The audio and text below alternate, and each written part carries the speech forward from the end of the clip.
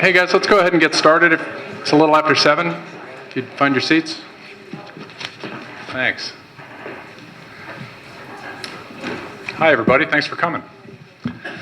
For those of you that came last year, good to see you again. My name's Rick Martin. I'm the Special Projects Director for the Brookhaven Chamber of Commerce. I was one of the original organizers of the organization. We started the chamber about 4 years ago, about the same time that the city was formed.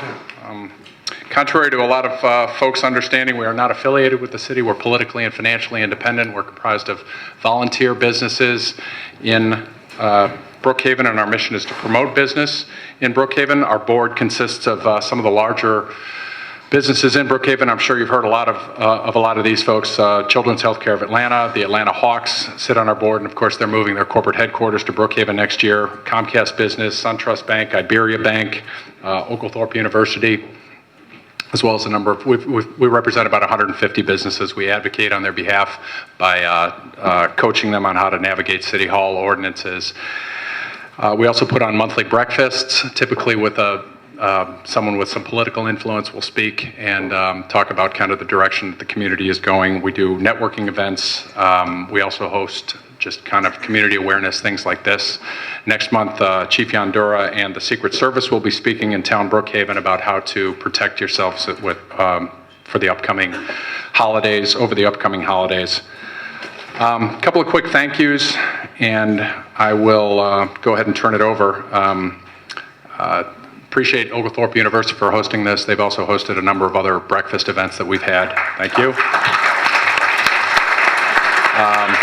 Certainly appreciate our candidates, Meagan, Hanson, and Taylor Bennett. I know how busy you guys are with campaigning, with only a few weeks left until the event, so I appreciate your taking some time off to come talk to us today. Luke Story is here. Luke helped me organize today. Appreciate that, with the Georgia Association of Broadcasters. I'm going to introduce Larry Shaw next, and we'll go ahead and kick off. Dr. Shaw has been president of Oglethorpe University for the last 11 years.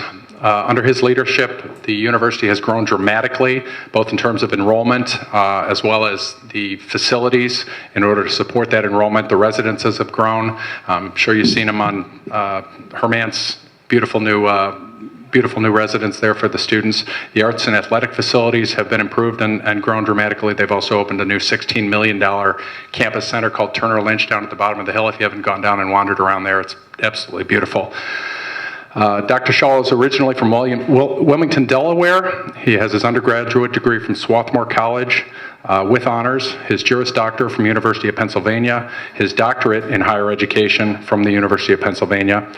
Under his tutelage as well, Forbes magazine has listed nationally ranked Oglethorpe as one of the most entrepreneurial colleges in the country, and both USA Today and the Wall Street Journal have listed the university as one of the best values in the country, as well as one of the best national liberal arts colleges. So we're proud to have him and really appreciate him. Dr. Shaw.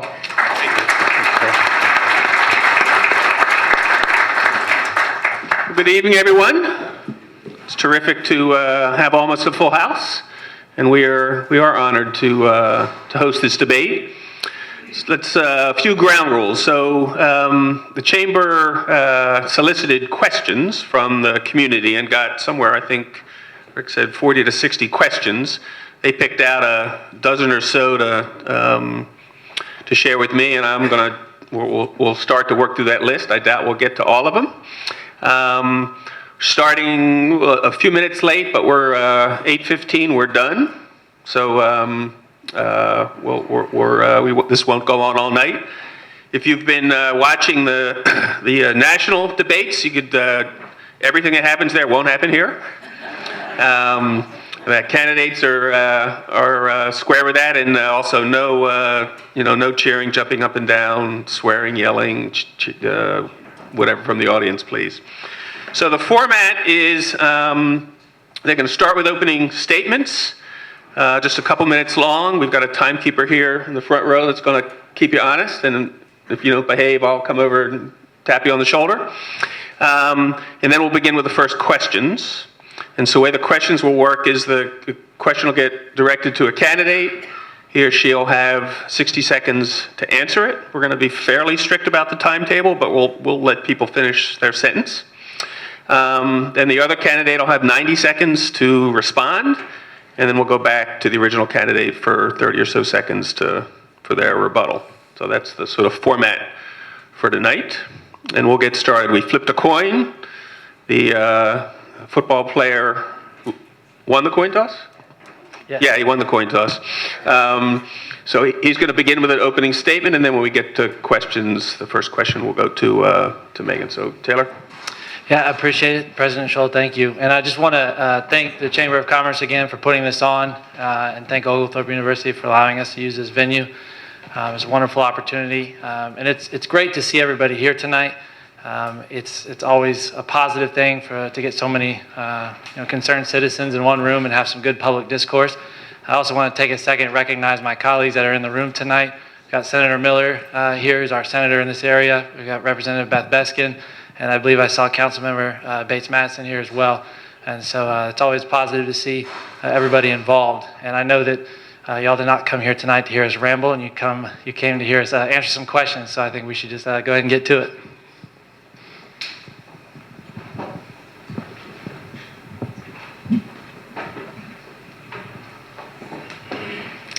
I agree. I want to thank you all for being here tonight. It's important that we have people take part in the political process, and that's exactly what you're doing, spending a random Tuesday with us, learning a little bit more about our positions. If I haven't met you, I think I see a lot of folks that I do recognize, but I'm Meagan Hanson, and I'm the Republican nominee for this State House district. A couple years ago, my husband and I moved. We're looking all around Atlanta to try and decide where we wanted to move or buy our first house, and we work downtown, so we wanted to have a pretty quick commute, but we wanted still a neighborhood feel. We ultimately chose Brookhaven. In fact, we live around the corner. We live off of Osborne Road. We love this area. We love the restaurants, and we love the shops, and we love the festivals, but really we love the people, which is probably why we've recruited a bunch of friends who are here to move to Brookhaven and join us in this wonderful community. One of the things, I've been involved since day one of joining this community, and that's one of the reasons why I'm actually running for this position. We need someone who will go down to the state capitol and who will advocate for us on issues of transportation and education, and frankly fix the broken county government that we have. We need someone who will be a voice for us. That's exactly what I'll be, and I will show you the way that we can get there from a fiscal conservative perspective. I look forward to answering the questions tonight, and if you have any further questions, I'm happy to speak with you afterwards. Terrific. Thank you both. Okay, Megan, so we will start with you, and I'm going to ask first questions about education. Sure. So education is the single largest item in the Georgia state budget. And then there's sort of two pieces to this question. First, do you believe that the funding for education, particularly early childhood and K-12 education, needs to be increased in order to improve outcomes? And second, we have on the, we will be voting on a constitutional amendment with regard to creating the Opportunity School District. And do you support or oppose that amendment? Sure. I'm going to answer your questions basically together. One, I do support the Opportunity School District referendum. I know that Governor Deal and his team have done a significant amount of research going to both New Orleans and Memphis and studying those, the programs that are implemented right now, and then taking those and modeling the OSD program/referendum off of those very successful school districts. In Memphis alone, I know that the graduation rate has gone up by 19%. 19%. That's significant growth. And I know that you're probably about to hear my opponent regurgitate some teachers union talking points, but the bottom line is that we are funding education right now. In fact, since 2011, Governor Deal has increased education funding by $1.5 billion. What you'll find is that it's actually the local school districts who are decreasing funding for education. So the state is doing its part. Now it's time to hold them accountable with this OSD amendment and really turn around our education program, because whereas this is not a silver bullet, it's a step in the right direction, and we've got to take some bold leadership, and we've got to do the right thing. Thank you. I believe that access to quality education is a fundamental right for every child. And I want to be clear that I am pro-charter, I am pro-public schools, I am pro-private schools. I just want to ensure that whatever choice our parents make for their children, that it's the best choice and that it's access to a quality education.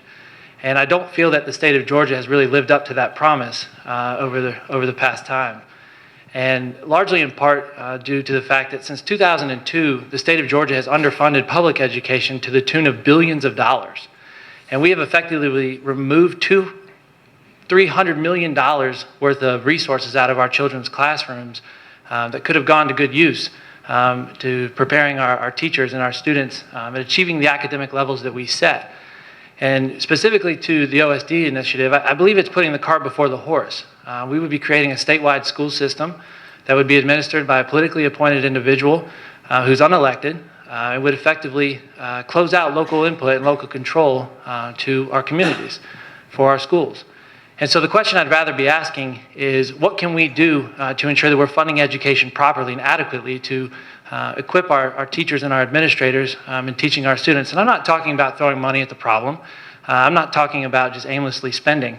I'm talking about smart investment into our teachers and our students so they can achieve the academic success that we require of them.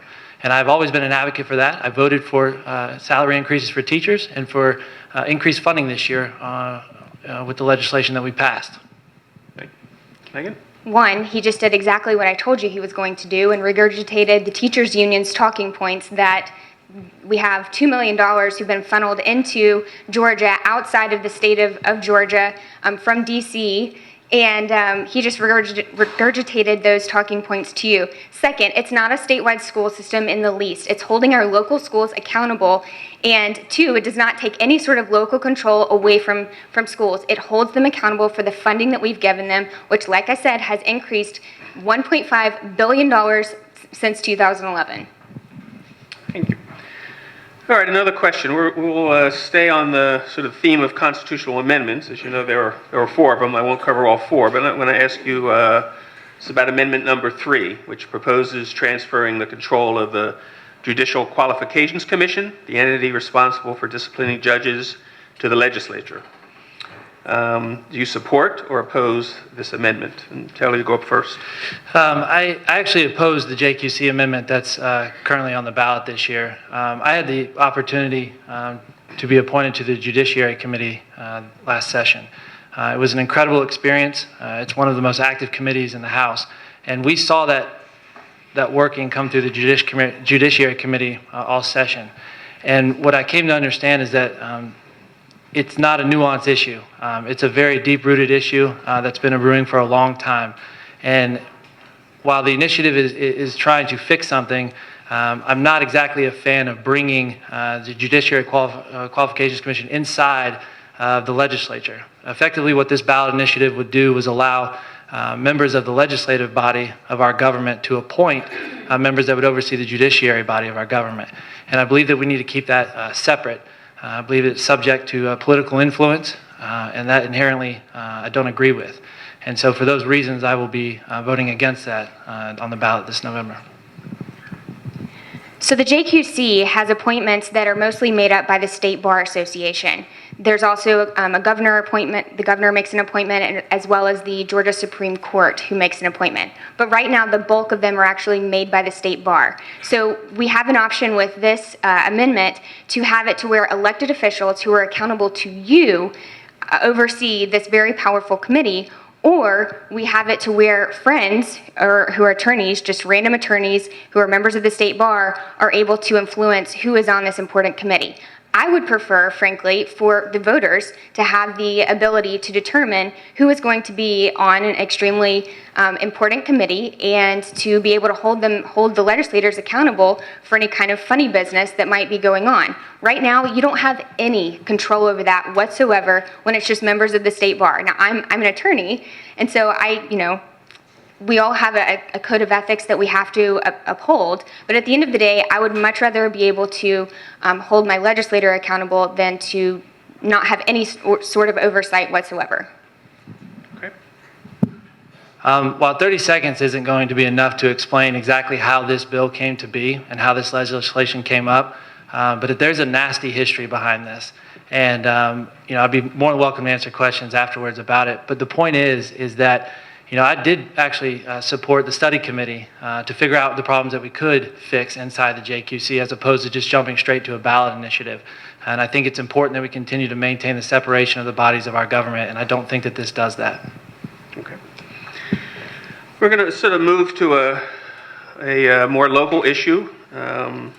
Meagan, you'll be first up on this, and this is about traffic, our favorite issue here. So the traffic is a pressing concern through the district. I could sort of share with us whether either of you think that you've got the sort of ability at the state level. Is there something that you might do at the state level to sort of help the community deal with the traffic issue? Meagan? Sure. The first thing I would do if elected to this office is request to sit on the Transportation Committee and the committee that oversees MARTA funding. It's called MARTOC. Our current state representative does not sit on either one of those committees, so we do not have a voice on either one of those committees. These are extremely influential in any sort of impact that the state legislature would have on our particular community. The next thing I would do is work with other state legislators to find innovative solutions to decrease our traffic problems, whether it be from expanding MARTA to just a comprehensive review of what in the world is going on with North Druid Hills and Ashford Dunwoody and Johnson Ferry and all the places that you and I all sit on a regular basis for 45 minutes or more in traffic. The other thing I would say is that last year in this very debate, my opponent said that he was going to champion transportation legislation and champion new ways to fund transportation initiatives, specifically with regards to federal money. I asked him here to point to instances in which he's done that. I think it's important that if a politician is going to make a promise that he or she keep it. I believe that thoughtful investment into our transportation infrastructure is essential to the economic sustainability of our communities and also to ensure that we don't sacrifice our quality of life. In fact, when I was first elected to this seat, you are correct, I did make a promise. And the first thing that I did was actually put together a meeting between the city of Brookhaven, GDOT, and the ARC to come up and put 25 people in a room right here at City Hall to figure out the tools and the mechanisms that we could utilize to bring those funds to our community. And despite the belief that you can just build Rome overnight, it takes time to do these things. And in fact, when I did get to the legislature, we had a perfectly good MARTA bill that was set up, brought by a Republican senator from Alpharetta, Brandon Beach. And that bill would have brought a penny sales tax initiative to Fulton, DeKalb, and Clayton counties. The problem was the resistance to change in the General Assembly on these issues resulted in us getting a very watered-down bill that only applied to the city of Atlanta. And on top of that, because of an error in legislation 2 years ago, DeKalb County won't even have T-SPLOST on the ballot this year. And so I can't even emphasize enough how behind the ball we are on this. It's because we do not have legislators in the office, in an office that put transportation as a top priority. And it takes a little bit of political courage to step up and create the capital investment that we need to build the infrastructure in our communities. Because if we don't do that, we will absolutely build ourselves out of our own communities. I agree. We do not have legislators in the current General Assembly who put transportation first. Our current legislator did not carry a single bill that had to do with transportation. I don't even know if he signed on to one to do that. He said he set up a meeting to get GDOT, ARC, and Brookhaven together. That's great, but we need results. We need to stop talking about things, and we need to actually bring change to traffic. Okay, we're going to move to healthcare, and just remind. Is Megan up first on this one or not? I'm trying to remember now. Okay, this way. Taylor on healthcare. So as a state representative, you know that across the state we are facing rising healthcare costs. We've got hospitals that are closing. And the state of Georgia, at least not yet, has not expanded Medicaid in the state. What is your position with regard to health care, and would you support the expansion of Medicaid in the state? The expansion of Medicaid in Georgia is an economic and moral imperative. For the past 6 years, the state of Georgia has refused to take Medicaid expansion. And while during that time we've seen 5 rural health hospitals close down, we've seen $7 billion of our hard-earned taxpayer money go to other states to fund their Medicaid expansion packages. And I see no reason why we can't keep our hard-earned taxpayer dollars here at home and put it to good work here. And while we have neglected to take Medicaid expansion, what I am excited about is for the first time, Democrats and Republicans have come together with business leaders all across our state to figure out the solutions that are going to be best for Georgia. And I am positive that we will see a solution come this session, because if we don't, we will see catastrophic impacts not only in our economic structures, but also in our social structures. And I absolutely support Medicaid expansion in Georgia for those reasons.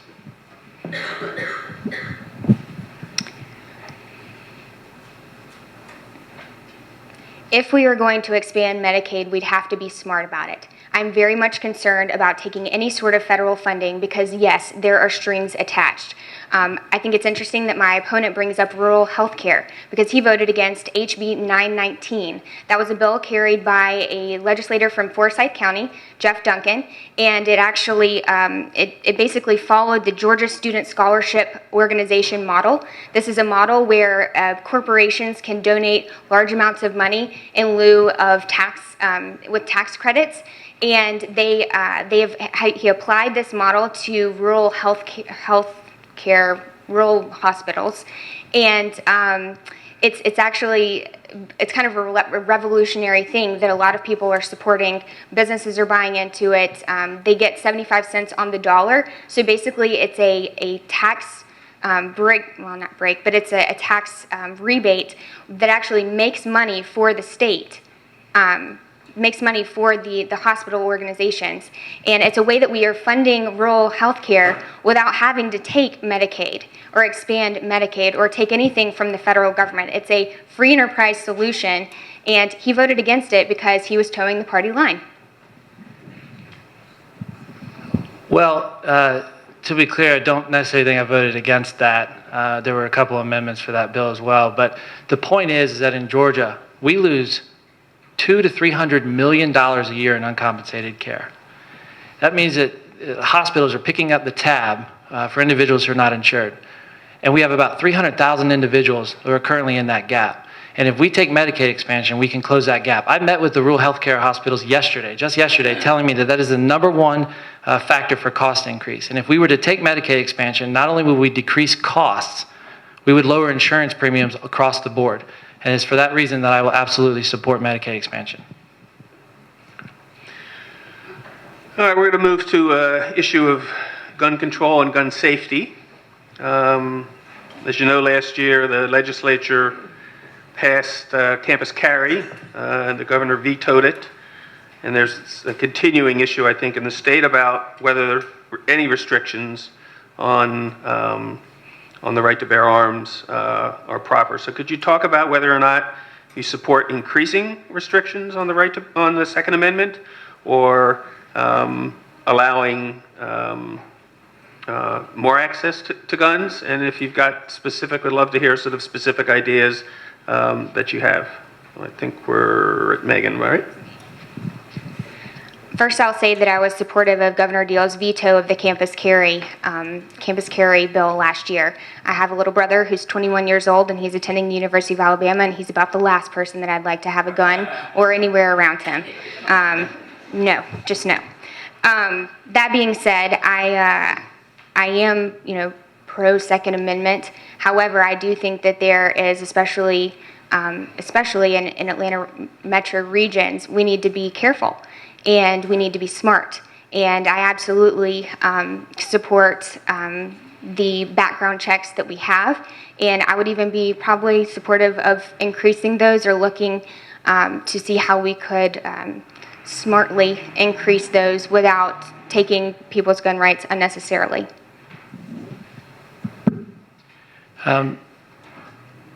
Specifically to the campus carry bill, I believe that the only thing that should be in classrooms are teachers, students, and textbooks, and the idea of adding firearms to that equation is just insane. And that's why 78% of Georgians agreed with that sentiment. Unfortunately, despite every president of every university in Georgia writing letters to the General Assembly on this very issue, pleading with us not to pass that, there were individuals in the General Assembly that thought it necessary to push that legislation through. But I voted against it, and thank goodness that our governor has some common sense on this issue, because there is absolutely no place for guns on our college campuses. And I too support responsible gun ownership. The Second Amendment is something that is very sacred to our Constitution, but I also support that we approach in a responsible manner, and I support initiatives for increased backgrounds and to support screening as it relates to mental health and domestic violence as well, to prevent individuals from obtaining weapons that have propensities to cause crime. I feel like we should sing Kumbaya because we're actually on the same page here. I would add what Taylor said about the domestic violence. As a family law attorney, I have had numerous cases involving family violence, and it is very scary. And I absolutely would support that measure as well.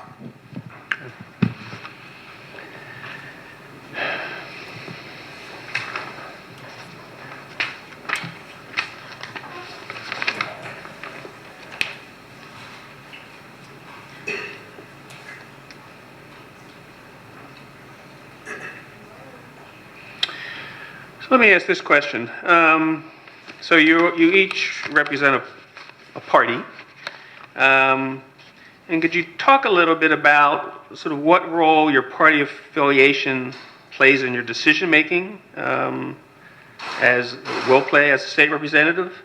And could you give me an example, either from the past or currently, where you've opposed your party position out of concern for the constituents of the district? Here? It's a phenomenal question. What I've learned that outside of the General Assembly, party politics, consumes the headlines.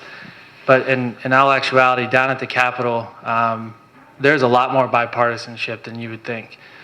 Because what we all understand at the Capitol is that if we don't work together, we will never accomplish anything. And demonizing individuals from the other party certainly will get you nowhere.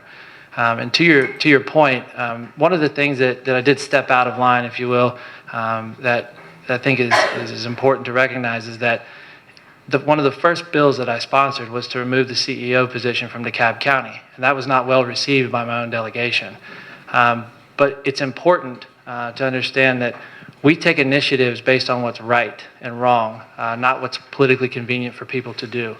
And that was one of the biggest steps that I took away from my political parties to ensure that we were representing the districts of House District 80 and the citizens of Sandy Springs and Brookhaven and Chamblee, and doing the right thing as opposed to just following the party line. I am a Republican because I believe in certain principles like limited government. I'm not a Republican based on who's at the head of my party, who's at the bottom of my party, anything like that. So in that instance, I guess two places where I would have stepped out, or where I did step out of line, would be with the campus carry legislation. Obviously, as Taylor mentioned, it was heavily supported by Republicans outside of the 285 area. The other part is the Religious Freedom Restoration Act. I remember having a conversation with Beth Beskin in January of 2015 where I was telling her that I didn't support it. I felt like it was not only discriminatory, but it was a solution in search of a problem. And those are two places I maintain that position, and those are two places where I apparently butted heads with my party. I would just like to say that, as I mentioned earlier, there's a difference between towing the party line inside the Capitol and towing the party line outside the Capitol. Doing things, to garner votes or to build public support for a campaign is not stepping away from your party. That is what's called being politically convenient in the time. And I think that I have demonstrated that I will absolutely step away from my party line when it comes to important issues for our district. I'm going to try to follow that up. So the legislative session will begin fairly soon after the election.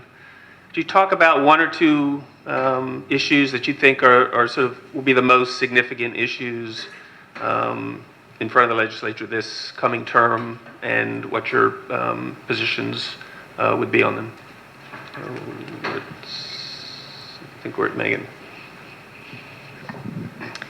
Well, I have a sneaking suspicion that unfortunately RFRA will probably come back. I obviously would not support RFRA, at least in the current version or the last version that it was in. I do pledge, however, to read every single bill before I give an official statement on whether or not I support or don't support it. The other thing I think, given the fact that we don't know if the Opportunity School District referendum is going to pass, if it doesn't, I'm sure that Governor Deal, who has education at the forefront, will be looking to find other ways to fund and basically hold our schools accountable.